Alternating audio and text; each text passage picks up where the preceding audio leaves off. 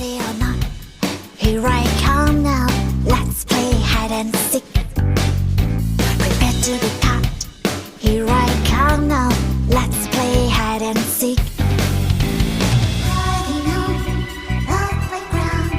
No one dares to make a sound. Round and round and round and round. No one wants to be first found. Good afternoon, everybody. Hey, I just want to thank everybody yesterday on the live. You guys are awesome. Thank you for everybody that did you know what. That was so sweet. I so appreciate it. It was so nice. I wanted to bring this is stuff that just comes across my desk, my desk, my lap. And I was just thinking as I'm reading them, just how are you supposed to keep this world good and make it better and, like fix it or whatever, when you've got former postal workers accused of intercepting rugs and delivering them to traffickers in New Jersey? How do we fight this? I don't know. From at least 2015 to 2020, he received cash payment in exchange for helping traffickers intercept packages containing narcotics and other illicit materials. Emerson Pavilis, 49, had been working for the United States Postal Service for about 15 years before he was found guilty of accepting bribes to deliver rugs along his mail route. Wow. I mean, wow. The former United States Postal Service worker from Union, New Jersey, is facing a long time behind bars. Emerson Pavilis, 49, was convicted on August 15th on all 3 counts of an indictment charging him with receiving bribes as a public official, conspiring to defraud the United States, and conspiring to possess with intent to distribute controlled substances. I can't talk today. I mean, wow.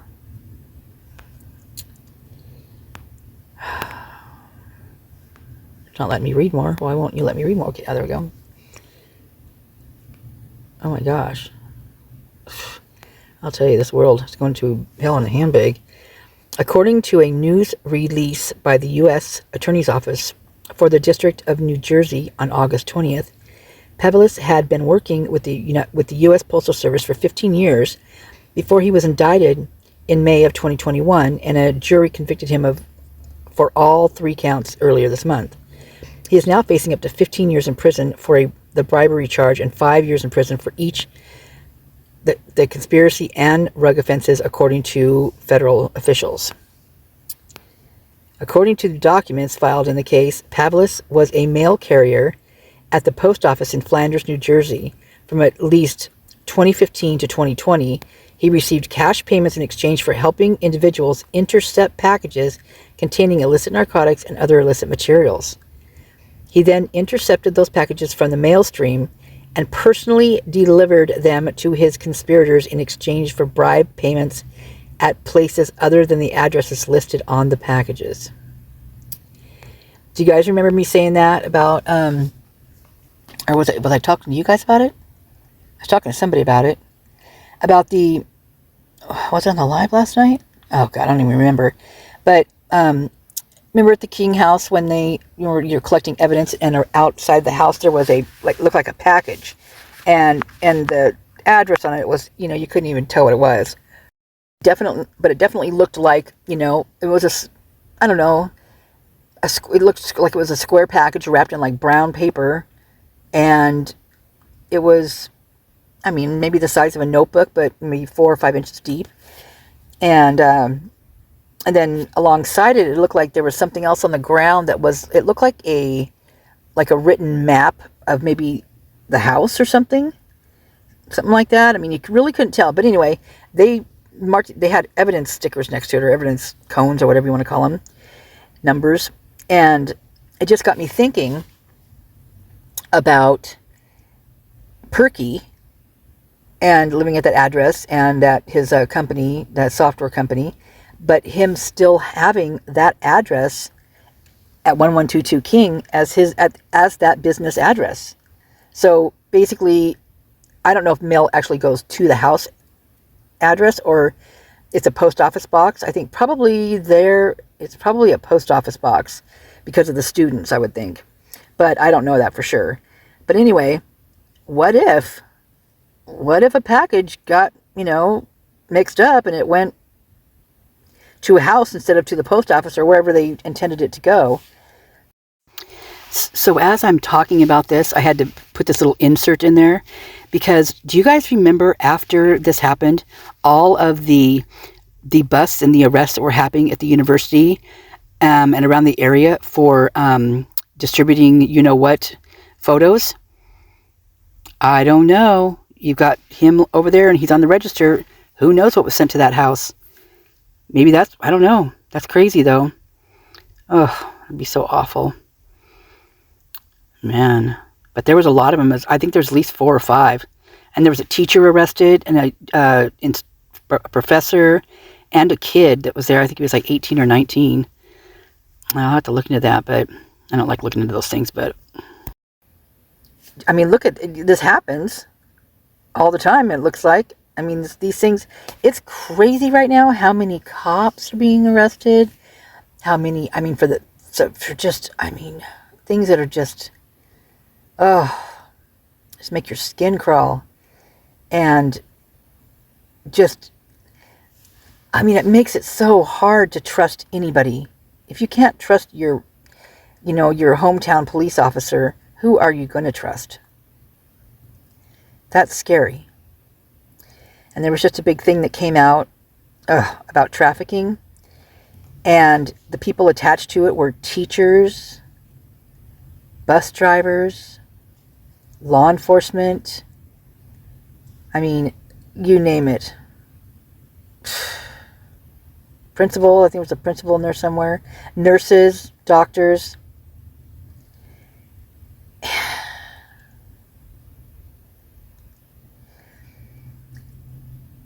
I mean, those people shouldn't be in those fields, period, if that's what they're doing. I mean, they have rules that are set. You have to, if you, even remotely hear about something like that, you have to turn it in. You have to, tell somebody that, whatever, the state or something.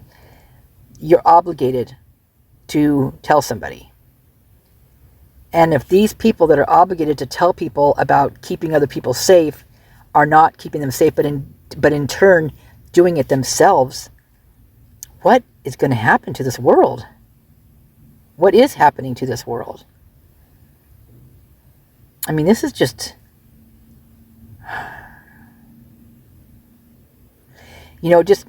just that side glance, all that side glance thing, just really makes you wonder, like, are you side glancing at everybody, wondering who they are these days? It's getting like that. And I hope to God, I mean, I surround myself with pretty good people, I think. I know. And so I know them well enough, I hope, but then again, there's these other people that thought they knew these people too. I don't know.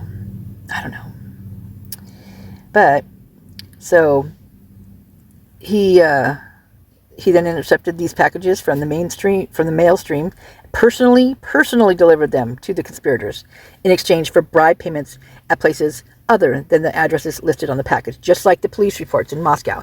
These packages are being delivered to homes, and then the person calls and says, I just got a call, there's a package that was delivered. Well, it's not here, but I also didn't order anything. So, there's that. And then I did get a comment up in, I don't remember who it was, I'm sorry, but they did comment in there that they used to work for the Postal Service or UPS or FedEx or something like that, and that people would do that, but they'd send them to houses that were vacant. So no one lived there, and those are the addresses that would send the packages to. So I found that very interesting too. Very interesting. I found my favorite harmony ball today. You guys want to hear it?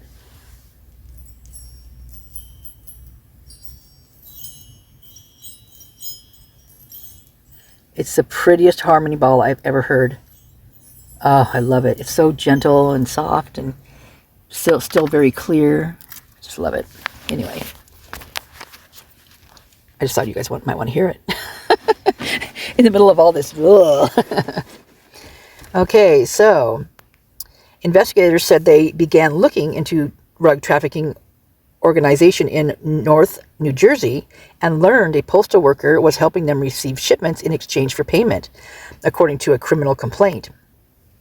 Pavlis' attorney, Paul Corden, told McClatchy, sounds like a fisherman, told McClatchy News that his client was deeply saddened and surprised by the jury's decision and intends on appealing the verdict to clear his name. What? I said, hoo-hoo-hoo-wee. In one of the instances back into 2019, a package containing Rogaine, but with a C, was shipped from Puerto Rico to an address in Flanders. He is accused of delivering it to an accused trafficker in the post office parking lot and receiving cash in return. Wow, that's blatant. That's like in your face. Officials said Pavlis also delivered packages containing Mary Jane. Wow, is that it? What? That's all? Is there a read more thing on here? I don't think there was. Oh, see full page. Oh, is that the Jeep page? Oh man, where'd it go? Oh. Pavlis abused his government position in a conspiracy to facilitate the delivery of parcels laden with dangerous narcotics to rug traffickers, said acting HSI Newark Special Agent in charge William S. Walker. It looks like his name should be Charge William S. Walker because it's all underlined.